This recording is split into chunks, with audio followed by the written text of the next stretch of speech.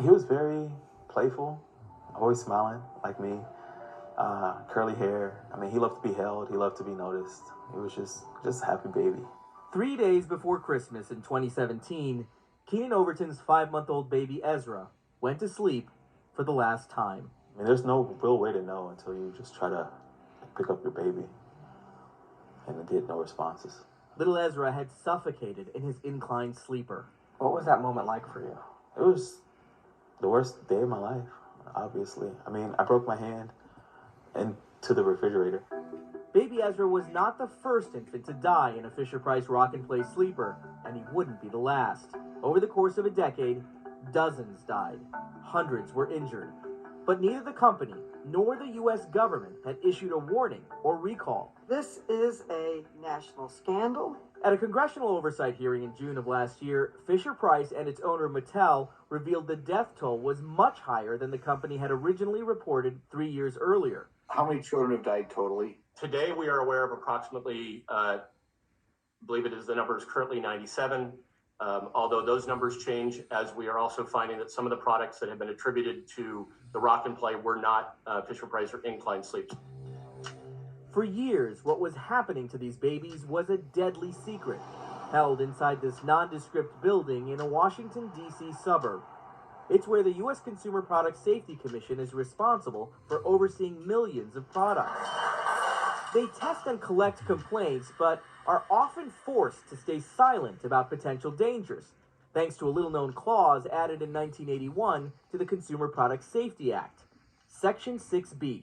There's no other public safety agency that has similar restrictions on them that 6B places on us. CPSC Chairman Alexander Hohen-Sark, appointed last year, says part of Section 6B requires his agency to get a company's approval before it can release any information about a product to the public, including warnings or recalls.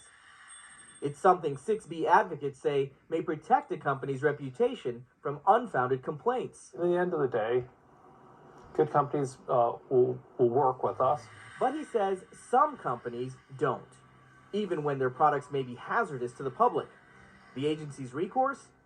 Take them to court, a process that can take months, even years. Section 6B sort of provides that roadmap for how they can game the system.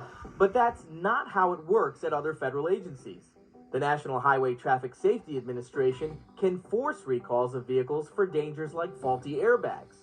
And the Food and Drug Administration will order potentially tainted food off store shelves. It's unacceptable. Congresswoman Jan Schakowsky of Illinois helped introduce the Sunshine Product Safety Act. It would change Section 6B to lift what she describes as a gag rule. These are preventable deaths that we see, preventable injuries. A decision was made some time ago to stand in the way of really doing something about it. I think time's up.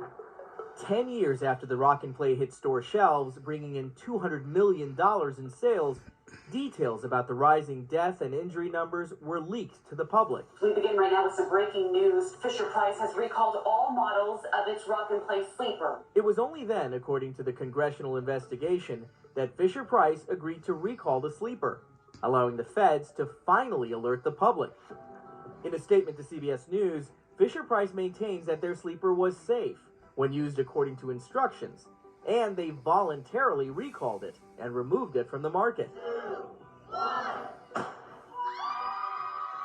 Today, as Keenan and his new fiancée are expecting a baby boy, he says he'll always think of Ezra as a hero.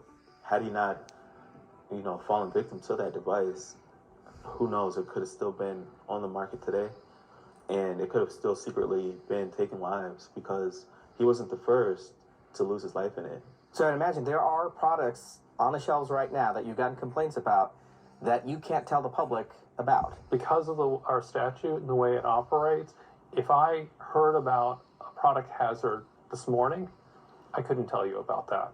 Hospital records show tens of thousands of people are killed in the U.S. and 30 million more suffer injuries related to products each year. But in Illinois, over the last decade, the CPSC has received fewer than 200 reports directly from consumers regarding serious injuries or deaths related to products. That's why the agency wants anyone who's seen a hazard to report it to them at saferproducts.gov. Your reporting could help trigger an investigation that leads to a warning or recall. I'm Usher Qureshi, CBS 2 News.